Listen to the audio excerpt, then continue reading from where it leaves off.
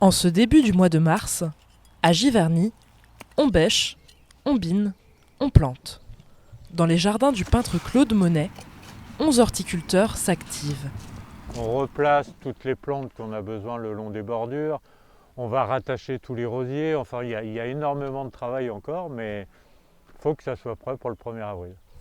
Le jardin doit rouvrir dans 3 semaines. D'ici là, sous terre, ça germe. Les iris vont avoir beaucoup grandi, les giroflées vont être en fleurs, les pensées aussi, donc il y aura beaucoup de fleurs. Le printemps est très coloré ici à Giverny. Des plantations qui ont inspiré le maître de l'impressionnisme dans les années 1880. La bourgade de Claude Monet attire habituellement 700 000 visiteurs chaque année. Dans la galerie voisine, une artiste locale nous confie ses craintes pour la saison à venir. Enfin, les 3/4 de la clientèle sont des étrangers qui viennent des États-Unis, de Chine, du Japon. Sans ces touristes, la saison paraît compromise et l'effervescence de son village risque de ne pas être au rendez-vous.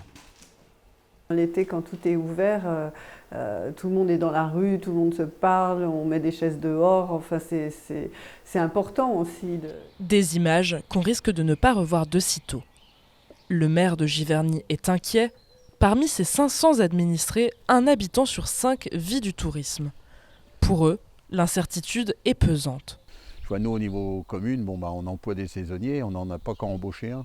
Tous les patrons, ils attendent un peu d'en savoir un peu plus long pour ne pas faire des contrats qu'ils ne pourraient pas honorer parce qu'ils ne pourraient pas faire travailler les gens. Alors les Givernois occupent leur temps comme ils le peuvent.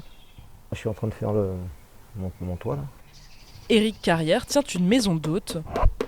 Il a passé l'hiver perché sur son échelle. Habituellement, on a du monde tout le temps. Donc là, du coup, on s'est dit, profitons de cette situation. J'ai refait la toiture avec mes enfants complètement. Et puis là, je suis en train de boucher les trous sur les côtés, on va dire. Le but, accueillir au moins une clientèle française cet été. Après le Mont-Saint-Michel, Giverny reste le 2e site touristique le plus visité de Normandie.